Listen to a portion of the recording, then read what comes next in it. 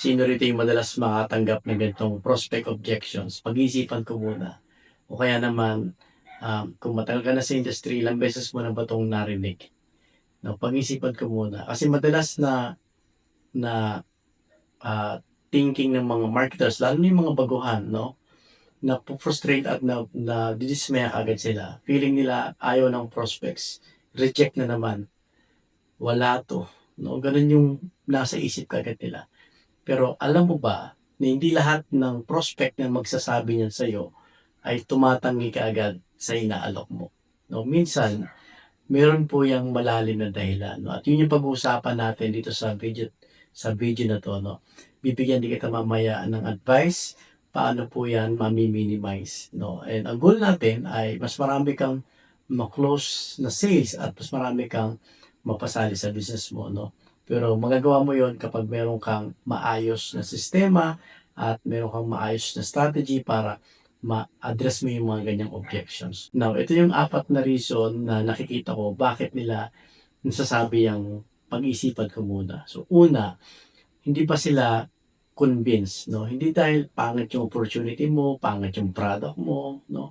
Kundi dahil kulang pa yung impormasyon para makagawa sila ng desisyon, 'no? Yun yung tingin ko na nangyayari, 'no? Hindi sapat yung impormasyon na kailangan niyang malaman para makapag-decide sila kaagad. Tandaan mo kasi guys, hindi naman sa unang present mo pa lang ay magjo-join na kaagad yung mga prospects.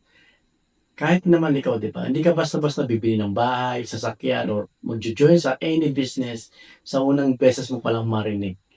No, normal lang talaga na kailangan muna niyang maintindihan mabuti yung negosyo na inaalok mo, okey? Pangalawa, takot siyang magkamali.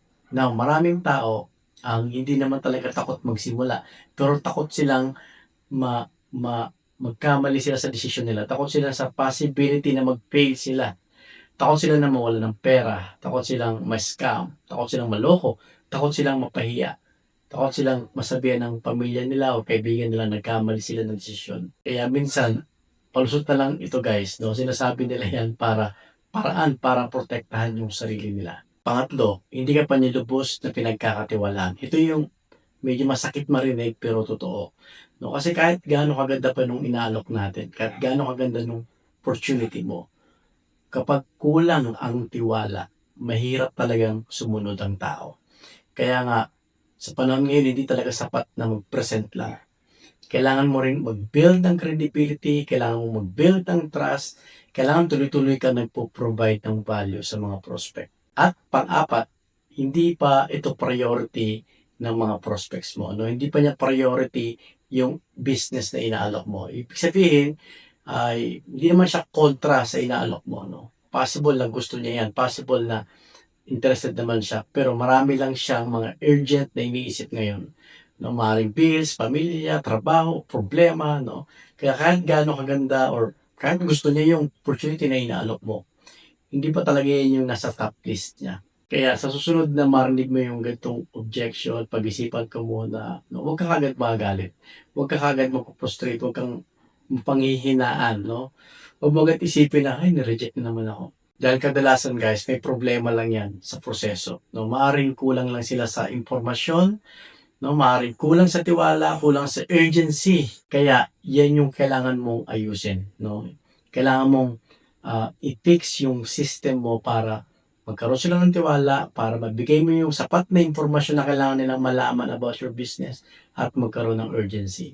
And kapag naintindihan mo na kung ano talaga yung dahilan sa likod ng mga objections nila, 'no, mas madali mo na yung ma-handle, mas madali ka na at mas effective ka na sa pag-build ng business mo. Ngayon ang tanong, paano mo ba mababawasan itong objections 'to? Meron bang paraan?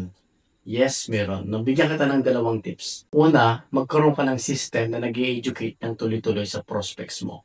So, paano ba 'yan? Landing page, video presentation, training videos, or email follow-up, kaya yung mga content na sumasagot sa mga common objections nila. So, importante yan guys, 'no, dahil hindi naman kaagad nagde-decide yung mga prospects mo sa unang percent pa lang. Kaya habang nag-iisip yan sila, dapat may paraan ka para patuloy pa rin silang natututo, nakakakuha ng value from you, na patuloy pa rin silang nai-educate. Pangalawang tips ko sa'yo, mag-focus ka sa pag-build ng credibility bago ka mag-close ng sales. No, dahil kapag mataas na yung tiwala nila, no, kadalasan nawawala na diyan yung objections, no. Kapag nakita nila na may value yung mga content mo, kapag nakita nila na consistent ka, kapag nakikita nila na may natutulungan kang tao, mas madali para sa kanila na magdesisyon. So, starting today, ang goal mo ay magkaroon ng sistema na tumutulong sa tamang tao para makagawa ng tamang desisyon. Kaya sa tuwing marinig mo yung ganitong objection, no, minsan senyales lang talaga yan, guys. No, kailangan pa nilang matuto, kailangan pa nilang makakita ng more value, no? Kailangan pa nilang magkaroon ng sapat na tiwala bago sila mag-decide sa inaalok mo. Kaya mahalaga po na sa panahon ngayon, no, dapat meron kang system na nag-educate, system na nagbi-build ng trust or proseso na gumagawa ng tiwala at nag-educate sa mga prospect mo. So by the way, kung gusto mong matuto paano magkaroon ng ganyang klase ng system, yung simpleng system lang na para mapalugong mo yung network marketing business mo, panoorin mo yung pre-training, no, click mo lang yung link na lalagay ko dyan sa comment section sa baba. See you guys.